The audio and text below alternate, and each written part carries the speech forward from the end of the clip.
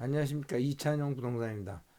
오늘은 8월 6일 토론토 부동산 TV 152편 혼란 속의 기회라는 제목을 가지고 말씀드리기로 하겠습니다. 오늘 토론토 부동산 협회에서 지난달 7월달 거래 자료를 발표를 했는데 7월달, 8월달은 원래 조금 쉬어가는 달이죠. 여름에 휴가도 있고 뭐 항상 매년 그랬듯이 7월, 8월이 거래량이 가장 적은 달, 또 가격도 굉장히 약한 달로 알려져 있죠. 그래서 뭐 크게 기대는 안 했지만 지난 해에 비해서는 거래량이 2.6% 정도 늘었다 그래요. 그래서 실제 거래 가격은 1.1% 정도 내려갔고, 그리고 홈프라이스 인덱스로 보면 전년 대비 전체적으로 모든 GTA 전체 모든 지역에서 모든 그 서로 다른 타입의 그 프로퍼티를 걸쳐서 전체적으로 한 3%에서부터 7%, 8%까지도 내려간 걸로 돼 있어요. 홈플러스 인덱스로 보면. 그래서 전반적으로 조금 실망스러운 장이다라고 볼 수 있겠죠. 뭐 6월, 7월 두 번에 걸쳐서 금리를 0.25%씩 인하했지만 전체적으로 불경기가 몸으로 숫자 나오기 전에 몸으로 불경기가 느껴지고 많은 사람들이 아직도 조금 회의적이죠. 시장에 대해서 꼭 부동산뿐만 아니라 경제 전반에 대해서 굉장히 불안하게 느끼고 있죠.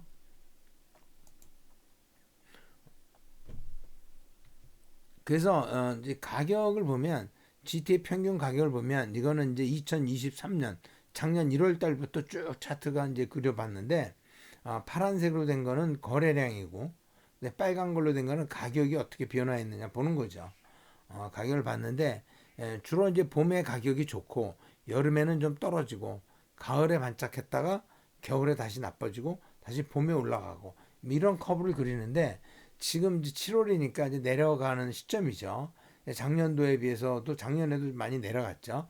작년에 비해서 거래량은 2.6% 정도 더 많았다. 그런데 그 전달 지난 6월 달에 비해서는 13.4% 정도 거래량이 줄어드는 걸로 돼 있죠. 그리고 가격을 놓고 보면 지난해에 비해서는 1.1% 정도 내려갔고요. 그리고 이제 지난달에 비해서도 4.8% 정도 내려간 걸로 돼 있죠. 그래서 가격이 굉장히 소프트하다. 전체적으로 보면 이제 조금 한산한 한 그 달이 됐다 그렇게 볼 수가 있겠죠. 이제 단독주택도 보면 전년도에 비해서 거래량은 조금 늘었지만 뭐 지난달 6월 달에 비해서 많이 거래량이 줄어들었고 그리고 가격도 전년도에 비해서 조금 떨어졌고 지난달에 비해서도 가격이 조금 떨어졌다. 이제 그렇게 볼 수 있어요. 어차피 7월, 8월이 쉬어가는 달이라 그러지만 그래도 6월, 7월 두 번에서 금리를 내렸음에도 불구하고 실제로 부동산 시장은 전혀 반응하지 않았다. 그러니까 0.25%두 번 내린다 그래서 대세가 바뀌는 게 아니다. 그죠? 어차피 은행에서 돈을 안 빌려주고 모기지 레이트 0.5% 내려봐야 그걸로 퀄리파이 되는 사람이 몇 명이나 있겠냐는 거죠. 그죠? 그 현실인 것 같아요. 그래서 금리가 최소한 4% 이하로 내려가야 뭐 좀 움직이지 않겠느냐 그렇게 보고 있죠. 세미 디테치들도 뭐 거의 모양은 비슷해요. 모양 비슷하고 전체적으로 거래량은 조금 늘었지만 가격은 좀 낮아졌다. 그러니까 가격이 작년보다 더 낮아지면서 일부 조금씩 여유가 있는 사람들은 산다 이렇게 볼 수도 있겠죠. 그죠? 타운하우스도 뭐 그 전년 대비 거래량이 7% 정도 늘어났어요. 그죠? 지난달 대비는 좀 떨어졌지만 전년 대비 늘었어요. 그러니까 작년보다는 분위기가 좋다. 이제 그렇게 볼 수 있는 거죠. 근데 가격은 그것도 마찬가지로 조금 떨어져 있죠. 그래서 타운하우스가 전년 대비 4.3%, 그 다음에 세미는 3.1%, 그 다음에 단독주택은 0.1% 정도 떨어져 있어요. 그러니까 단독주택이 제일 그래도 덜 떨어졌고, 세미, 타운하우스는 더 많이 떨어졌다는 얘기죠. 그리고 콘도 같은 경우에는 이제 그 토론토가 워낙 물량이 많기 때문에 토론토 905를 나눠서 봤어요. 그래서 빨간 거는 가격이 이제 라인은 이거는 토론토 가격이 이거는 905 가격이에요. 밑에 이거 막대 그래프도 빨간색으로 되어 있는 건 토론토, 파란색으로 되어 있는 거는 905죠. 그렇게 놓고 봤을 때 전반적으로 905는 올 초에 많이 좀 떨어졌지만 그 가격을 계속 꾸준히 유지하고 나가고 있는 반면에 이제 그 토론토는 뭐 오르락내리락 좀 심하죠. 그죠? 근데 조금 이제 토론토 쪽이 거래가 많이 안 되는 것 같아요. 뭐 심지어 뭐 보러 오는 사람이 있어야 거래가 되지 않겠어요? 근데 보러 오는 사람들도 없고 콘도 같은 경우에는 그게 조금 심한 것 같아요. 네. 그리고 뭐 전체적으로 보면 콘도는 가격은 2.1% 정도 떨어졌고 전년 대비 그리고 거래량은 오히려 전년도에서도 거래량은 줄어들었다. 콘도 시장이 조금 더 골치시다라고 볼 수 있어요. 팔기가 굉장히 어려운 시장이에요. 네. 그런데 이제 지금 7월 말일 날 그 미국에서 금리를 인하하지 않고 우리가 금리가 인하할 거라고 우리가 예상을 했잖아요. 7월 마지막 수요일 날 그때 7월 말일인가요? 그때 그 미국이 금리 인하가 있을 거라고 예상을 했었는데 월스트리트의 많은 사람들도 그랬고 저도 그 캐나다가 금리 인하하면서 미국도 금리 인하하지 않겠느냐라고 예측을 했지만 제롬 파월은 데이터를 더 봐야 된다 그러고 안 했어요. 그러고 나 이틀 후에 8월 2일 날 이제 그잡 리포트가 나와 있죠. 그러니까 고용이 얼마나 됐고 잡이 얼마나 창출이 됐고 그다음에 그 임금이 얼마나 올랐고 그런 데이터가 나왔는데 오히려 인플로이먼트 실업률이 0.2% 올랐고 연초에 비해서는 거의 1% 정도 실업률이 올라간 거예요.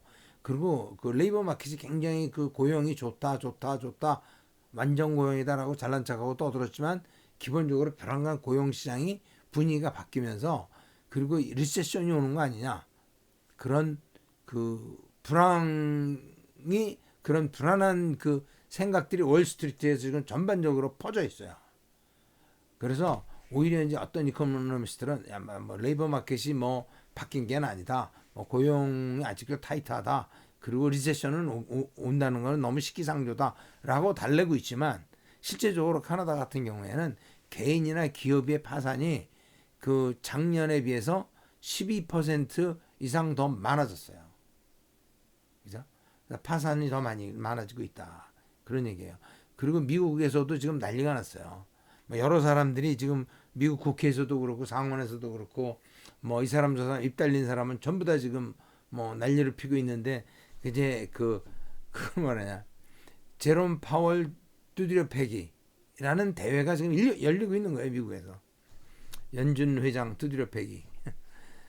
그 라우지 잠 리포트가 그 미국의 연준이 그 소프트 랜딩 할 거라고 리세션을 거치지 않고 이제 잘 완만하게 금리도 조정이 되고 인플레이션도 잡히고 경기가 잘 돌아갈 거라고 예측을 했는데 그게 아니라 하드 랜딩을 하게 될 것 같다. 하드 랜딩. 그러니까 리세션이 올 것 같다라고 월스트리트저널에서 잠 리포트가 발표된 그 다음 날 이제 뭐 기사가 나온 거예요.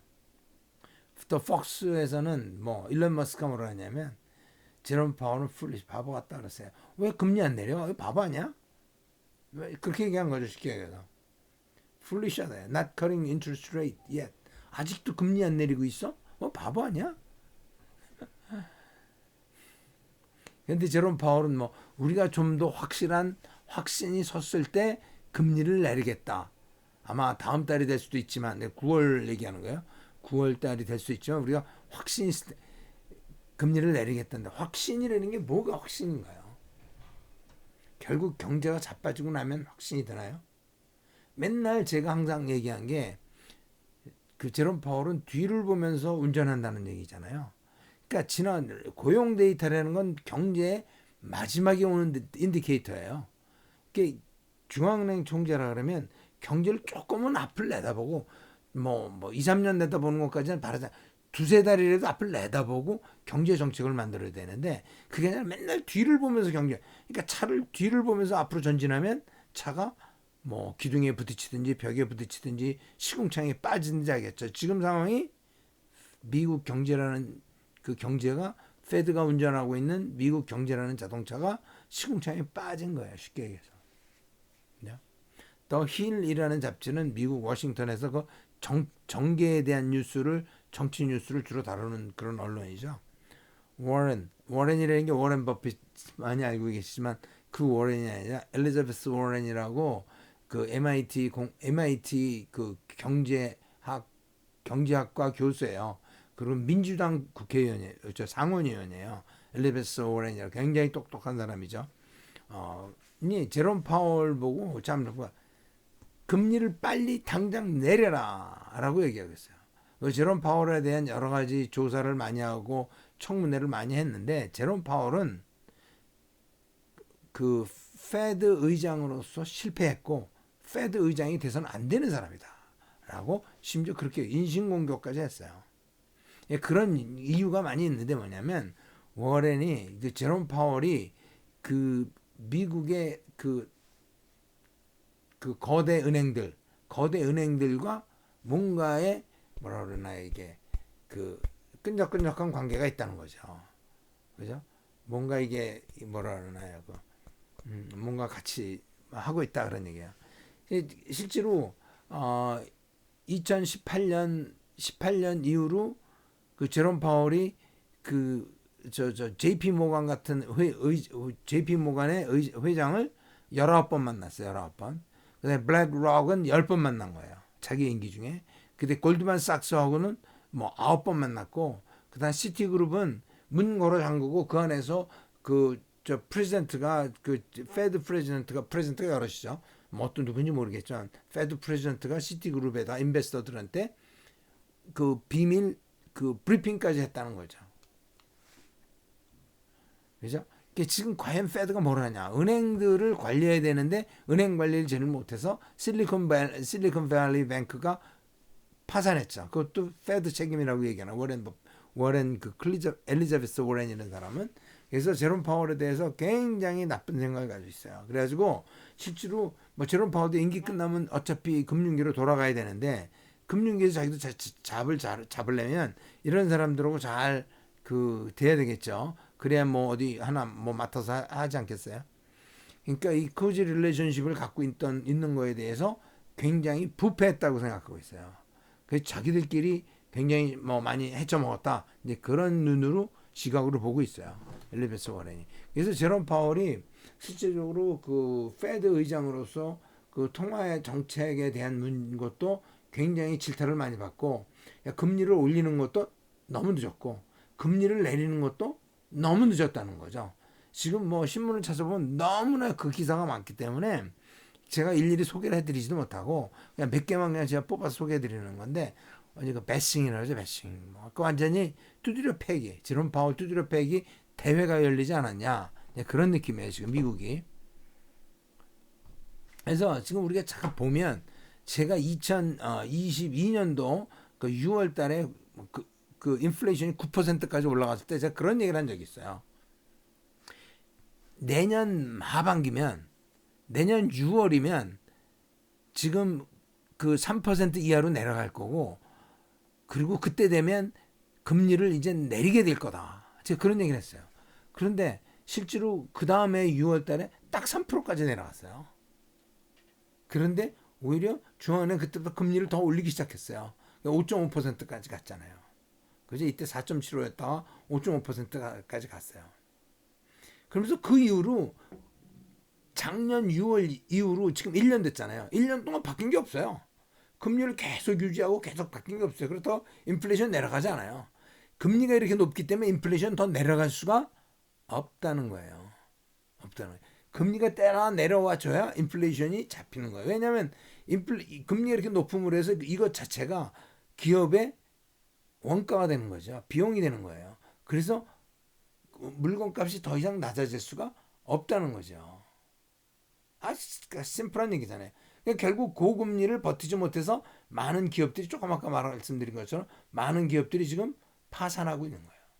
그러면서 실업률이 올라가는 거죠. 뭐 산수잖아 이거. 이게 뭐 어려워 경제가 이렇게? 그냥 나 같은 사람도 보면 느끼는, 여러분들 보면 느끼잖아요, 그죠? 높으니까 비용이 많이 들어가서 물건값은 안 내리고, 원가가 높은데 물건값이 어떻게 내려가요? 그리고 기업들이 버티지 못하니까, 뭐 큰 기업은 버티지만 작은 기업 버티지 못하고, 큰 기업들도 올해 들어서 지난달 들어서 실적이 굉장히 나빠지는 거죠. 비용이 높아지니까 실적이 나빠질 수밖에 없죠. 그러므로 해서 뭐 큰 회사 작은 회사 할 것 없이 다 감원하고, 그죠? 대기업들도 다 감원했잖아요. 감원하면서 실업자가 늘어나고, 그죠? 그렇게 되는 거예요. 그러니까 이게 이때 맞춰서, 그래서 6월에서 제가 하반기에 금리를 내릴 거다로 예상을 했는데, 금리를 이때부터 내렸어야죠. 내리면 인플레이션도 따라 내려가고, 경기도 그때 굉장히 좋았기 때문에 경기도 계속 호황을 누릴 수 있었겠죠. 소프트 랜딩으로 갈 수 있었겠죠. 이게 굉장히 잘못한 거잖아요. 그래서 지금 많은 사람들이 그거에 대한 걸 얘기를 하고 있어요. 아마 여러분들도 신문 한번 찾아보세요. 인터넷으로 보시면 되니까 찾아보시면 도대체 어떤 생각들을 갖고 있나. 그래서 그것들을 여러 가지 생각들 정리해 보면 2024년도에 지금 뭐 미국 상원에서도 제롬 파월고 당장 금리 내려라. 그래서 원래 9월 달에 금리를 내려야 되는데 9월 이전에 이머전시 회의를 해서 내려라라고 얘기하고 있어요. 9월 달까지 기다릴 게 뭐가 있냐. 지금 당장 내려라. 임시 FOMC를 열어서 내려라는 거죠. 근데 뭐 아까도 보니까 뭐 뉴스에 보니까 뭐 어떤 뭐 시카고 프레젠트가 나와서 우리가 잘 핸들할 수 있다. 우리 다 알고 있다. 어쩌고 뭐 큰 소리 빵빵 치는데 자기들이 잘못한 거를 뭐 인정할 수는 없잖아요. 그러니까 걱정 마라. Don't worry. 뭐 그러는데 그게 아니라 지금 전체적인 컨센서스는 금리를 빨리 내려야 되겠고, 그리고 9월 달에 0.5% 내릴 거라라는 거에 대한 월스트리트의 그 생각들이 70%의 확률을 가지고 월스트리트에서는 9월 달에 0.5% 내릴 거다. 그리고 연말까지 더 내리게 될 거다라고 얘기해요. 지금 뭐 연말까지 한 번 내릴까 말까 어쩌고 저쩌고 그런 얘기가 그 7월 달까지 있었잖아요. 근데 지금은 그게 아니에요. 그래서 올 연말까지 캐나다 같은 경우는 4%, 지금 4.5%잖아요. 4% 또는 그 이하로 내려갈 것 같다. 그리고 미국도 굉장히 많이 뭐 두 번, 세 번씩 많이 컷해야 되지 않겠느냐라고 많은 사람들이 예상을 하고 있어요. 그래서 그럼 과연 정말 리세션이 올까? 이제 그거는 지금 어떻게 이제 뭐 갈 거냐 이제 뭐 사실 올 그 하반기가 굉장히 복잡한 게 미국 대선도 있잖아요. 그죠? 그 금융 정책이 어떻게 될 건지도 굉장히 불확실하잖아요. 정치와 엮여 있어가지고 굉장히 불확실해요. 그렇지만 뭐 리세션이 뭐 골드만삭스에서는 리세션이 올 확률이 25%다라고 얘기하지만 뭐 그건 모르겠어요.